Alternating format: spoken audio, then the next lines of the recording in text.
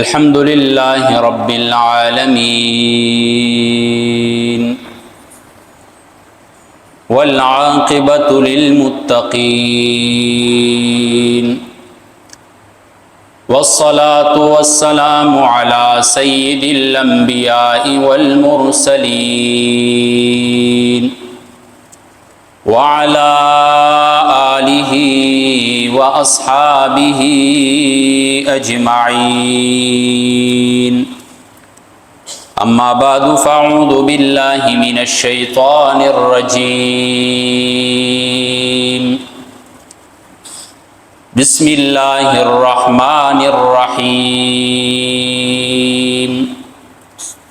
قال الله تبارك وتعالى في كلامه المجيد والفرقان الحميد ألف لام ميم ذلك الكتاب لا ريب فيه هدى للمتقين الذين يؤمنون بالغيب ويقيمون الصلاة ومما رزقناهم ينفقون وقال تعالى في مقام آخر يا أيها الذين آمنوا اتقوا الله وكونوا مع الصادقين وقال تعالى فاتقوا الله ما استطعتم وقال النبي صلى الله تعالى عليه وسلم اتق المحارم تكن أعبد الناس وارض بما قسم الله لك تكن أغنى الناس وأحسن إلى جارك تكن مؤمنا وأحب للناس ما تحب لنفسك تكن مسلما ولا تكسر الضحك فإن كثرة الضحك تميت القلب رواه الإمام الهمام الترمذي في سننه صدق الله وصدق رسوله النبي الأمي الكريم ونحن على ذلك لمن الشاهدين والشاكرين والحمد لله رب العالمين۔ تمام حضرات پیار و محبت سے درود شریف پڑھ لیں۔ اللہم صل علی محمد وعلی آل محمد كما صليت على إبراهيم وعلى آل إبراهيم إنك حميد مجيد اللهم بارك على محمد وعلى آل محمد كما باركت على إبراهيم وعلى آل إبراهيم إنك حميد مجيد۔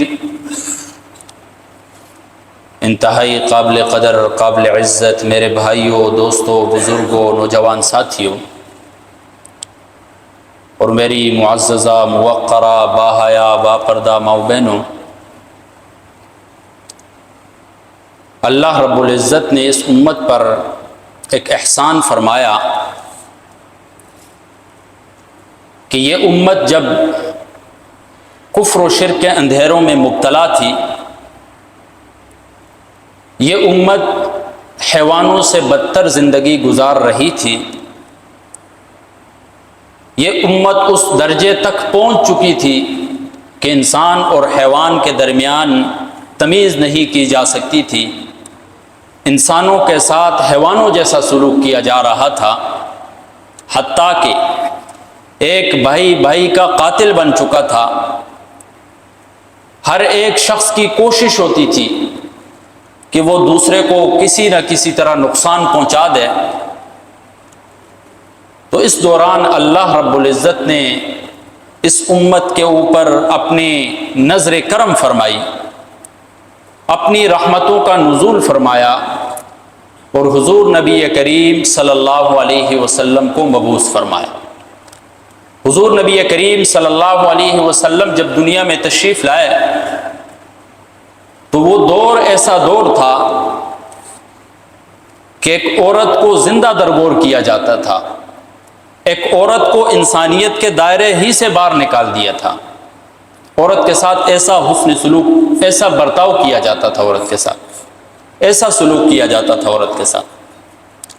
تو حضور نبی کریم صلی اللہ علیہ وسلم اس دنیا میں تشریف لائے۔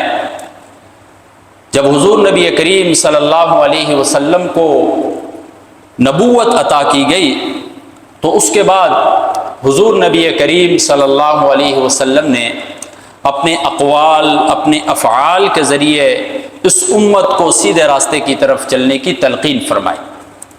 حضور نبی کریم صلی اللہ علیہ وسلم نے چند اعمال کر کے بھی دکھایا اور چند اعمال کا حکم دے کر بھی تلقین فرمایا کہ اگر اے لوگو، اگر تم اس چیز کو تھام لو گے تو تم کامیاب ہو جاؤ گے۔ جیسے حضور نبی کریم صلی اللہ علیہ وسلم پہاڑی کے اوپر تشریف فرما ہوئے اور لوگوں سے مخاطب ہوئے، یا ایھا الناس قولوا لا الہ الا اللہ تفلحوا، اے لوگو لا الہ الا اللہ کہہ دو تفلحوا، تم کامیاب ہو جاؤ۔ کیا مطلب تھا؟ لا الہ الا اللہ کا اقرار کرنے کے بعد مکمل طور پر اس کے مطابق زندگی گزارنا شروع کر دو، تم دنیا و آخرت کے اندر کامیاب ہو جاؤ۔ تو حضور نبی کریم صلی اللہ علیہ وسلم وقتاً فوقتاً صحابہ کرام رضوان اللہ تعالی علیہم اجمعین کو تلقین فرمایا کرتے تھے۔ ایک مجلس لگی ہوئی ہے، حضور نبی کریم صلی اللہ علیہ وسلم نے، حضرت ابو ہریرہ فرماتے ہیں حضور نبی کریم صلی اللہ علیہ وسلم نے میرا ہاتھ پکڑا، ہاتھ پکڑنے کے بعد مجھے چند نصیحتیں فرمائی۔ اب حضور نبی کریم صلی اللہ علیہ وسلم حضرت ابو ہریرہ رضی اللہ تعالیٰ عنہ کو نصیحتیں فرما رہے ہیں۔ عزیزان گرامی قدر احباب، ذرا آپ غور کریں ان نصیحتوں کے اندر جو حضور نبی کریم صلی اللہ علیہ وسلم نے حضرت ابو ہریرہ رضی اللہ تعالیٰ عنہ کو فرمائی ہیں۔ اگر ان چیزوں کو ہم اپنی زندگی کے اندر اپنا لیتے ہیں تو ہم بھی دنیا و آخرت کے اندر کامیاب ہو جائیں گے، ہم بھی جنت کے مستحق ہو جائیں گے میرے بھائیو، جب ہم ان چیزوں کو اپنا لیں گے۔ وہ چیزیں کیا ہیں؟ حضور نبی کریم صلی اللہ علیہ وسلم نے حضرت ابو ہریرہ رضی اللہ تعالی عنہ کو ہاتھ سے پکڑا اور چند چیزیں گنوائی۔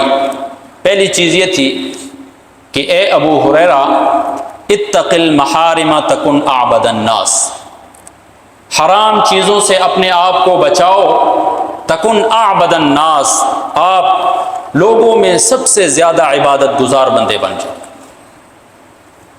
اب دیکھیں، ذرا غور فرمائیں، ہم اپنے معاشرے کے اندر عبادت گزار کسے سمجھتے ہیں؟ ہم اپنے معاشرے کے اندر عبادت گزار اس شخص کو سمجھتے ہیں جو زیادہ نفلیں پڑھتا ہو، جو راتوں کو اٹھ اٹھ کر تہجد پڑھتا ہو، جو زیادہ ذکر و اذکار کرتا ہو، جس کے ہاتھ میں ہر وقت تسبیح لی ہوئی ہوتی ہے، ہم اسے سمجھتے ہیں عبادت گزار۔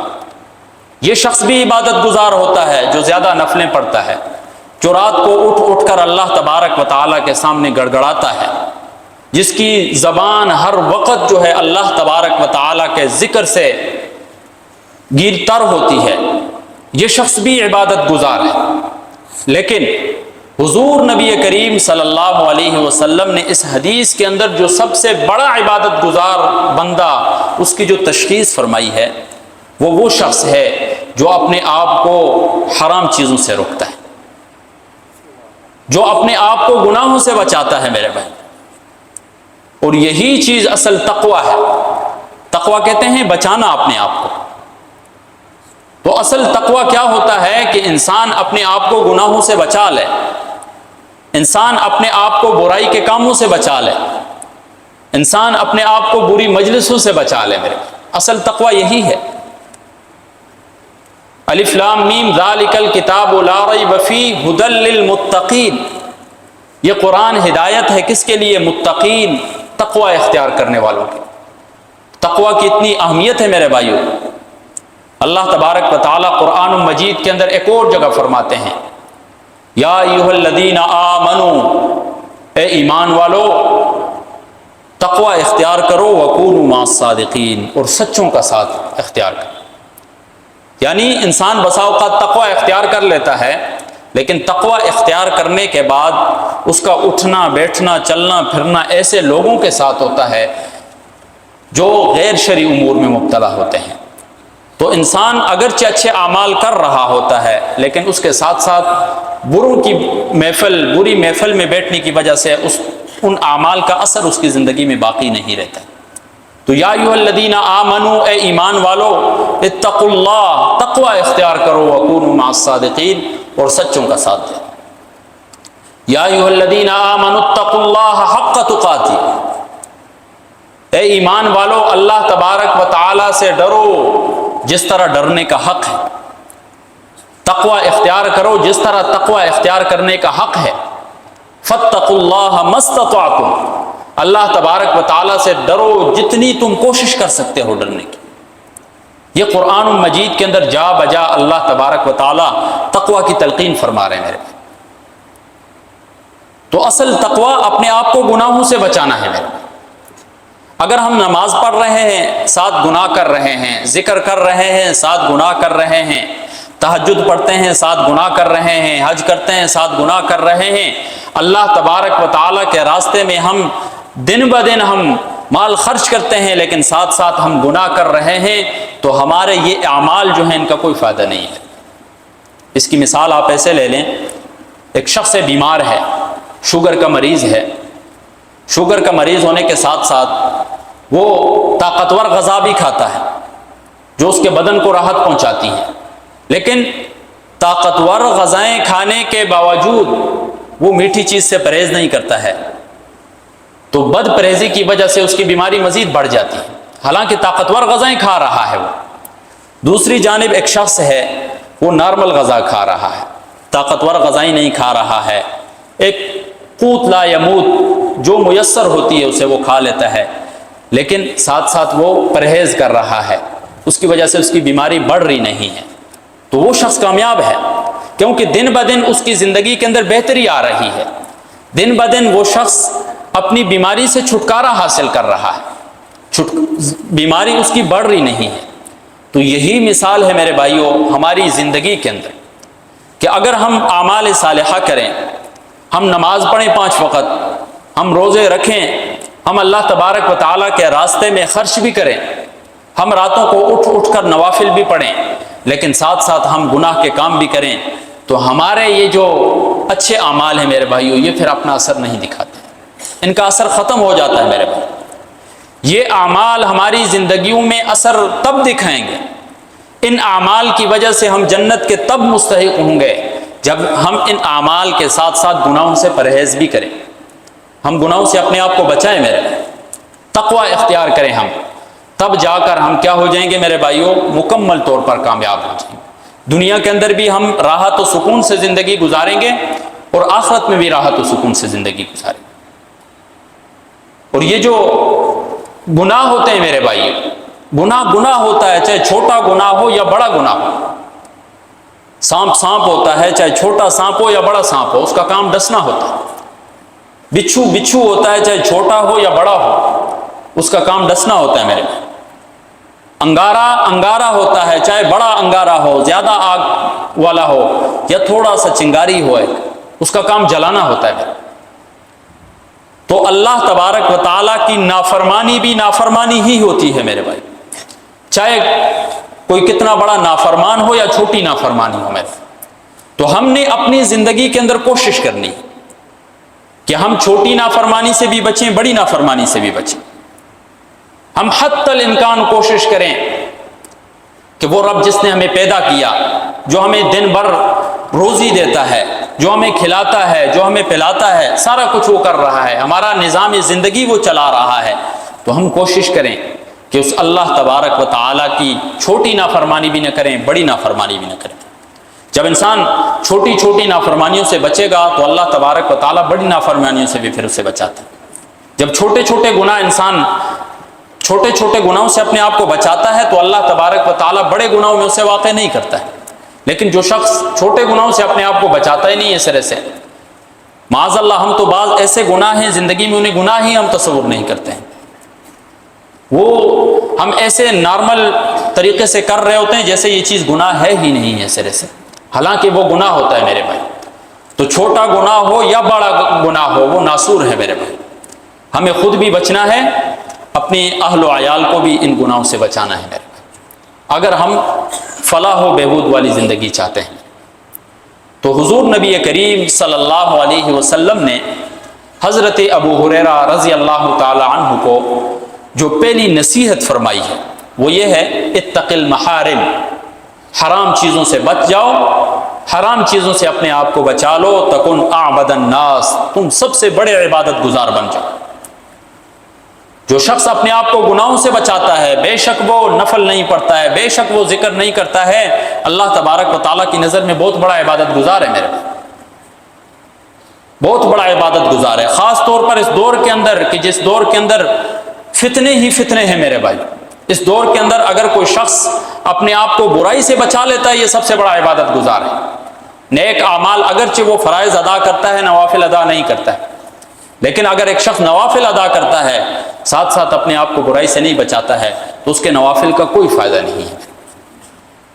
حضور نبی کریم صلی اللہ علیہ وسلم نے حضرت ابو ہریرہ رضی اللہ تعالی عنہ کو جو دوسری نصیحت فرمائی ہے وہ یہ ہے، وَارْضَ بِمَا قَسَمَ اللَّهُ لَكَ تَكُنْ أَغْنَى النَّاسِ، راضی ہو جاؤ اس چیز پر، بما قسم اللہ لکا، جو اللہ تبارک و تعالیٰ نے آپ کی قسمت میں لکھ دی ہے، تکن اغنى الناس، لوگوں میں سب سے مستغنی ہو جاؤ، لوگوں میں سب سے مالدار ہو جاؤ۔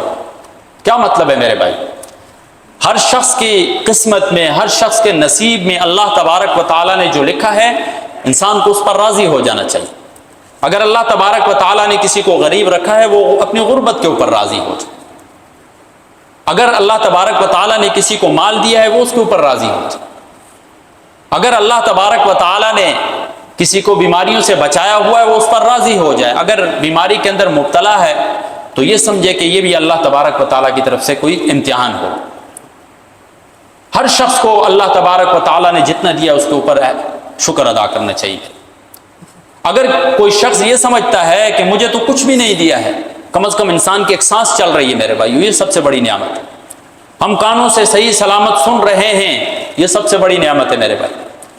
آنکھوں سے ہم لامتناہی جگہ تک دیکھ سکتے ہیں، یہ سب سے بڑی نعمت ہے میرے بھائی۔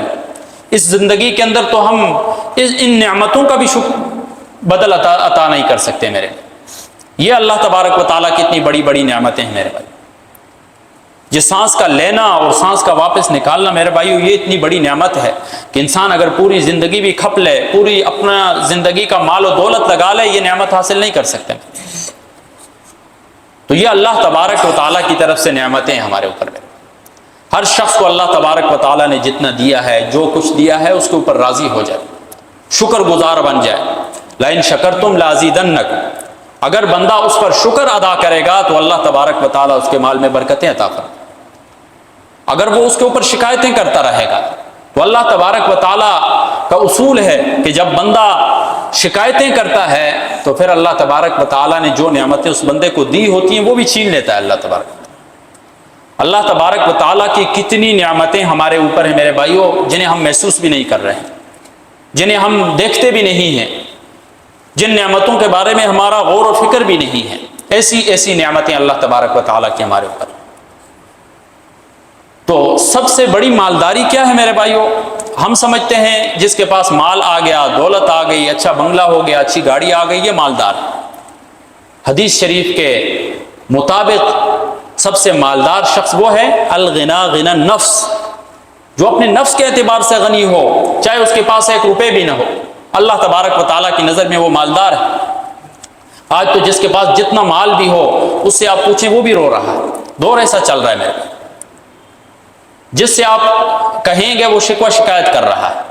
تو اللہ تبارک و تعالیٰ نے جس شخص کو جتنا بھی دیا ہے اس کے اندر جتنی چادر ہے اتنے ہی پاؤں بچھا کر وہ اتنے ہی پاؤں پھیلائے اور اللہ تبارک و تعالیٰ کا شکر ادا کرے، یہ اصل مالداری ہے میرے بھائی۔ الغنا غنى النفس یہی ہے میرے بھائی کہ اللہ تبارک و تعالیٰ مستغنی رکھتے ہیں۔ زندگی کے اندر اگر ہمیں کھانا مل رہا ہے 3 ٹائم، ہم مقروض نہیں ہیں، بیماریوں کے اندر مبتلا نہیں ہیں تو شکر ادا کرنا چاہیے اس زندگی کے اندر میرے، کہ اللہ تبارک و تعالیٰ نے صحت دی ہوئی ہے، اللہ تبارک و تعالیٰ روزی دے رہا ہے میرے بھائی۔ اللہ تبارک و تعالیٰ کے اوپر تو ہمارا ایسا یقین ہونا چاہیے کہ ایک وقت روزی مل رہی ہے، دوسری ٹائم کی ٹینشن نہیں لینی چاہیے۔ رزق کا وعدہ تو اللہ تبارک و تعالیٰ نے کیا ہے میرے بھائی، لیکن اگر ہم اس رزق کے پیچھے پڑ گئے، اس مال و دولت کے پیچھے پڑ گئے، اور اللہ تبارک و تعالیٰ کے جو حقوق ہیں، جو حقوق اللہ ہیں، جو حقوق العباد ہیں، ان کو ہم ترک کر دیں میرے بھائی، جو ہمارے لیے مقاصد ہیں، جو اس زندگی میں آنے کا ہمارا مقصد ہے، جو عبادت ہے میرے بھائی اللہ تبارک و تعالیٰ کی، اس کو ہم چھوڑ دیں، مقصودی چیز کو چھوڑ کر غیر مقصود میں ہم پڑ جائیں، تو پھر ہم دنیا کے اندر بھی ناکام ہیں اور آخرت کے اندر بھی ہم ناکام ہیں۔ تو حضرت ابو ہریرہ رضی اللہ تعالیٰ عنہ کو جو دوسری نصیحت کی ہے، وَارْضَ بِمَا قَسَمَ اللَّهُ لَكَ، راضی ہو جاؤ اس چیز پر جو اللہ تبارک و تعالیٰ نے آپ کو دیا ہوا ہے، جو آپ کے نصیب میں لکھا ہوا ہے، تَكُنْ أَغْنَى النَّاسِ، تو آپ تمام لوگوں میں سے مستغنی ہو جاؤ۔ اسی طرح تیسری نصیحت جو حضرت ابو ہریرہ رضی اللہ تعالیٰ عنہ کو فرمائی ہے وہ یہ ہے، وَأَحْسِنْ إِلَىٰ جَارِكَ تَكُنْ مُؤْمِنًا، اپنے پڑوسی کے ساتھ حسن سلوک کرو، تم کامل مومن بن جاؤ۔ میرے بھائیو، دین اسلام کے اندر پڑوسی کے اتنے حقوق ہیں، پڑوسی کے اتنے حقوق ہیں کہ حضور نبی کریم صلی اللہ علیہ وسلم فرماتے ہیں کہ جبرائیل امین میرے پاس پڑوسیوں کے اتنے حقوق لے کر آئے کہ مجھے خدشہ ہو گیا کہ کہیں میراث میں اس کو حصہ نہ دے دیا جائے۔ اتنے حقوق ہیں میرے۔ پڑوسی تین طرح کے ہوتے ہیں ہمارے، ایک وہ پڑوسی ہوتا ہے جو مسلمان بھی ہے، رشتہ دار بھی ہے اور پڑوسی بھی ہے، آپ کا اس کے تین حق ہیں۔ ایک وہ ہے جو آپ کا رشتہ دار نہیں ہے لیکن مسلمان ہے اور پڑوسی ہے آپ کا، اس کے دو حق ہیں۔ ایک وہ ہے جو مسلمان بھی نہیں ہے، آپ کا رشتہ دار بھی نہیں ہے، کافر ہے، لیکن آپ کا پڑوسی ہے، اس کے ساتھ بھی آپ نے حسن سلوک کرنا ہے، یہ نہیں ہے کہ آپ نے اس کے ساتھ بدسلوکی کرنی۔ پڑوسی کے اتنے حقوق ہیں میرے بھائی۔ ایک حدیث کے اندر آتا ہے حضور نبی کریم صلی اللہ علیہ وسلم صحابہ سے مخاطب ہوئے اور فرمانے لگے، واللہ لا یؤمن واللہ لا یؤمن واللہ لا یؤمن، تین مرتبہ قسم کھائی حضور نبی کریم صلی اللہ علیہ وسلم۔ صحابہ کرام رضوان اللہ تعالی علیہم اجمعین سوال کرنے لگے، یا اللہ کون شخص ہے جو مومن نہیں، اے اللہ کے رسول کون شخص ہے جو مومن نہیں ہے جس کے بارے میں آپ نے تین دفعہ قسمیں کھا لی؟ حضور نبی کریم صلی اللہ علیہ وسلم نے فرمایا، من لا یأمن جارہ بوائقہ، کہ جس سے اس کا پڑوسی، جس کی تکلیفوں سے اس کا پڑوسی محفوظ نہ ہوتا، یا تو وہ زبان کے ساتھ اسے تکلیف دے رہا ہے یا اپنے اعمال افعال کے ذریعے اسے تکلیف دے رہا ہے، وہ شخص ہرگز مومن ہو ہی نہیں سکتا ہے، اس کا ایمان مکمل ہی نہیں ہے میرے بھائی۔ پڑوسی کا تو اتنا خیال رکھا گیا ہے شریعت کے اندر میرے بھائی۔ حضور نبی کریم صلی اللہ علیہ وسلم فرماتے ہیں کہ وہ شخص مومن نہیں ہے کہ جو خود پیٹ بھر کر کھائے اور اس کا پڑوسی جو ہے وہ بھوکا ہے۔ اسی وجہ سے ایک حدیث کے اندر ترغیب دلائی گئی ہے کہ جب بھی اپنے گھر کے اندر سالن بناؤ اس کے اندر شوربہ زیادہ کر، ایک پلیٹ جو ہے اٹھا کر ساتھ پڑوسی کو دے دے۔ بسا اوقات پڑوسی کیا ہوتا ہے، غریب ہوتا ہے، سالوں سال گوشت تک وہ دیکھتا نہیں ہے۔ اگر اللہ تبارک و تعالیٰ نے آپ کو دیا ہے تو جب اپنے لیے، اپنے بچوں کے لیے گوشت بناؤ تو تھوڑا سا شوربہ زیادہ کر لو، پڑوسی کو دے دو، اس کے بچے بھی خوش ہو جائیں گے۔ اپنے بچوں کے لیے تو ہر کوئی کماتا ہے، اپنے بچوں کو تو ہر کوئی چاہتا ہے کہ اچھا کھلا لوں۔ میرے بھائیو، انسانیت کا تقاضا یہ ہے، حسن اخلاق کا یہ تقاضا ہے کہ ہم پڑوسی کے بچوں کو بھی اپنے بچے سمجھیں، پڑوسی کے حقوق کو بھی ہم اپنے حقوق سمجھ کر ہم ادا کریں، تب جا کر ہم مکمل طور پر مومن بنیں گے میرے بھائی۔ پڑوسی کے اتنے حقوق دیے گئے ہیں میرے بھائی۔ تو حضرت ابو ہریرہ رضی اللہ تعالیٰ عنہ کو جو حضور نبی کریم صلی اللہ علیہ وسلم نے تیسری نصیحت فرمائی ہے وہ یہ ہے، اپنے پڑوسی کے ساتھ حسن سلوک کرو، تکن مؤمنا، آپ کامل مومن بن جائیں۔ چوتھی نصیحت جو فرمائی ہے حضرت ابو ہریرہ رضی اللہ تعالیٰ عنہ کو، وَأَحِبَّ لِلنَّاسِ مَا تُحِبُّ لِنَفْسِكَ، لوگوں کے لیے وہ کچھ پسند کرو جو اپنے لیے پسند کرتے ہو۔ اگر اللہ تبارک و تعالیٰ کے راستے میں آپ مال خرچ کر رہے ہیں تو اچھا مال خرچ کریں جو آپ کو پسند ہو۔ لن تنالوا البر حتى تنفقوا مما تحبون، ہرگز نیکی کے معیار تک آپ نہیں پہنچ سکتے ہیں جب تک آپ تم اپنا محبوب مال میں سے خرچ نہ کرو۔ بری چیز کو تو ہر کوئی اٹھا کر باہر پھینک دیتا ہے گھر سے، اصل خرچ کرنا اللہ تبارک و تعالیٰ کے نام پر اصل دینا تو یہ ہے کہ انسان اپنی محبوب چیز کو دے دے، اصل نیکی یہ ہے میرے بھائی۔ تو جو چیز اپنے لیے پسند کرے اپنے پڑوسی کے لیے، اپنے بھائی کے لیے، اپنے مسلمان بھائی کے لیے وہی چیز پسند کرے میرے بھائی۔ تکن مسلمہ، تب جا کر انسان صحیح معنوں میں مسلمان ہو۔ تو مسلمانیت کا تقاضا یہ ہے کہ جو کچھ ہم اپنے لیے پسند کریں وہی اپنے پڑوسی کے لیے، جو کچھ ہم اپنے لیے پسند کریں وہی پڑوسی کے بچوں کے لیے پسند کریں۔ یہ اصل مسلمانیت ہے میرے بھائی۔ اسی طرح حضرت ابو ہریرہ رضی اللہ تعالیٰ عنہ کو پانچویں جو نصیحت کی ہے حضور نبی کریم صلی اللہ علیہ وسلم نے فرمایا ولا تکثر الضحک، زیادہ مت ہنسا کرو، فإن کثرۃ الضحک تمیت القلب، اس لیے کہ زیادہ ہنسنا جو ہے یہ دل کو مردہ کر دیتا ہے۔ ہر جگہ جا بجا مجلس لگی ہے، اس کے اندر قہقہ لگایا ہوا ہے، مذاقیں ہو رہی ہیں، انسان ہنس رہا ہے، انسان کا دل جو ہے وہ مردہ ہو جاتا ہے میرے بھائی۔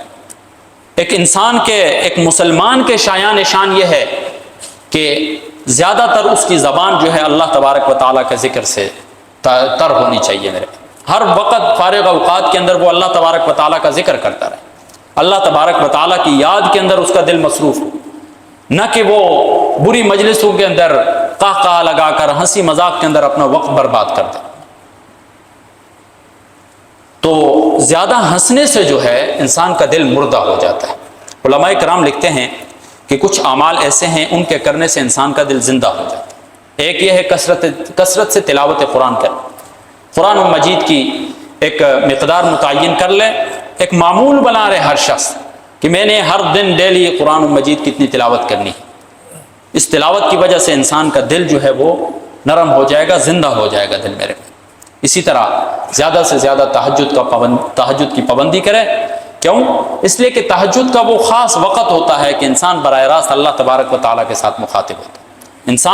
انسان کو اللہ تبارک و تعالیٰ خود پکارتا ہے کہ مجھ سے مانگ، تو انسان جب اللہ تبارک و تعالیٰ سے مانگتا ہے اللہ تبارک و تعالیٰ اس کی مرادیں پوری کرتا ہے۔ تو تہجد کی بھی زیادہ سے زیادہ جو شخص پابندی کرتا ہے اللہ تبارک و تعالیٰ اس کے دل کو زندہ رکھتے ہیں۔ اسی طرح مسکین اور یتیم کی جو کفالت کرتا ہے اللہ تبارک و تعالیٰ اس کے دل کو بھی زندہ رکھتے ہیں۔ اور چوتھی چیز، زیادہ سے زیادہ درود شریف پڑھیں۔ درود شریف پڑھنے سے انسان کے اوپر اللہ تبارک و تعالیٰ کی رحمتیں برستی۔ من صلی علیہ واحدۃ صلی اللہ علیہ عشرہ، حضور نبی کریم صلی اللہ علیہ وسلم فرماتے ہیں جس نے میرے اوپر ایک مرتبہ درود شریف پڑھا اللہ تبارک و تعالیٰ 10 رحمتیں اس کے اوپر نازل فرماتے ہیں۔ تو جب اللہ تبارک و تعالیٰ کی انسان کے اوپر رحمتیں نازل ہو رہی ہوتی ہیں اس سے انسان کا دل جو ہے وہ بیدار ہو جاتا ہے۔ تو میرے بھائیوں، یہ حدیث کے اندر چند ٹوٹی پھوٹی نصیحتیں ہیں، اگر ہم ان چیزوں کو اپنی زندگی کے اندر ہم اپنائیں گے تو ہم دنیاوی زندگی کے اندر اور اخروی زندگی دونوں کے اندر ہم کامیاب ہو جائیں گے۔ ہم دنیا میں بھی سکون سے رہیں گے، آخرت میں بھی ہم سکون سے رہیں گے میرے بھائی۔ اللہ تبارک و تعالیٰ سے دعا ہے کہ اللہ تبارک و تعالیٰ عمل کی توفیق عطا فرمائے۔